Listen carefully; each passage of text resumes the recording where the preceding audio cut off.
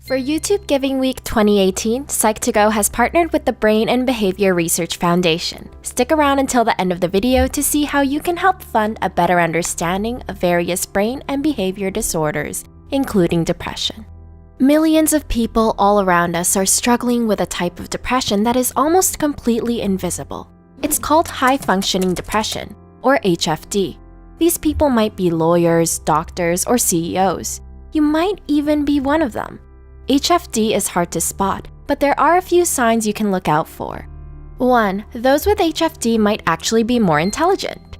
New research has shown a link between HFD and increased intelligence. According to a study, overdeveloped intelligence might be linked with dangers and losses that punctuate our lives. Somehow, it makes a lot of sense that geniuses tend to struggle with depression.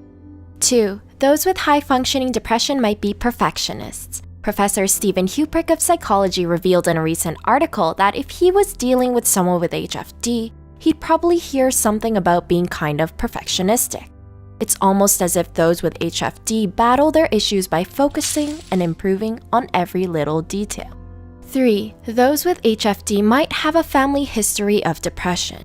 In a recent study, it was found that depressed children and adolescents with high potential often had a family history of depression and bipolar disorder.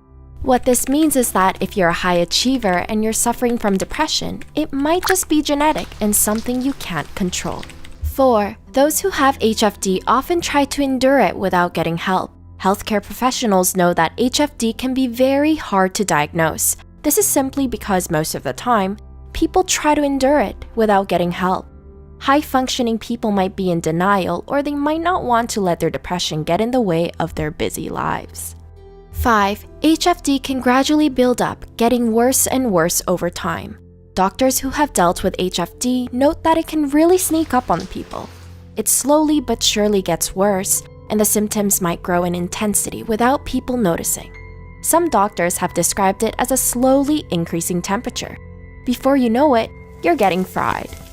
6. Those with HFD don't engage in normal hobbies and activities. Professor of Psychiatry Michael Thays states that in regards to HFD, you may notice that there is a hole in this person's extracurricular life. What he means is that the person only does what they're obligated to do.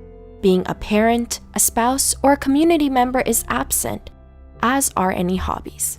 7. Those who think they have HFD might actually be suffering from burnout.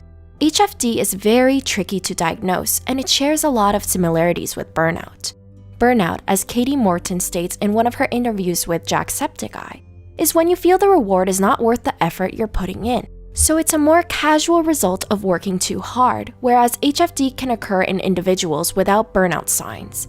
HFD is simply feeling depressed with or without doing anything.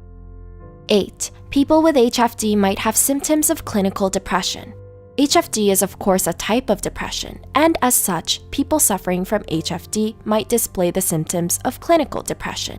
These include feeling empty, sad, guilty, worthless, restless, or even suicidal. Other symptoms include changes in appetite and sleeping patterns. 9. Those with HFD might be more creative.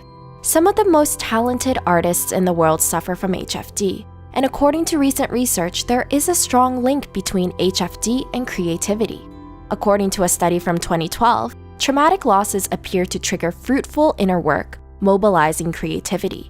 It would seem that those with HFD use their depression to fuel their art, passions, and creativity. 10. HFD is not a real clinical diagnosis. That's right, you won't find HFD listed along with other recognized mental disorders. That might change soon, but for the most part, it falls under the category of dysthymia. HFD can last for 2 to 3 years, and it can easily progress to major depression. HFD is treatable, but those who have it need to get help. If people put on a brave face and try to endure it, it can lead to much more serious issues down the road. Do you have HFD? How long have you been suffering? The Psych2Go community would love to hear your story. For YouTube Giving Week 2018, a donate button has been enabled on this video. If you would like to support the Brain and Behavior Research Foundation, you may do so by pressing the button. Please do not feel pressured to make monetary donations, as even just liking the video and sharing it to others would be wonderful. 100% of every dollar donated for research is invested in the research grants, which funds the most innovative ideas in neuroscience and psychiatry to better understand the causes and develop new ways to treat brain and behavior disorders. They include depression, ADHD, anxiety, OCD, PTSD, autism, bipolar disorder, and more. Please check out our link below to learn more about the Brain and Behavior Foundation. If you're going through a tough time right now, I just want to extend a big virtual hug to you and let you know that everything is going to be alright. The Psych2Go community is always here for you, so please share your stories with us below and let's help each other. As always, thank you so much for watching.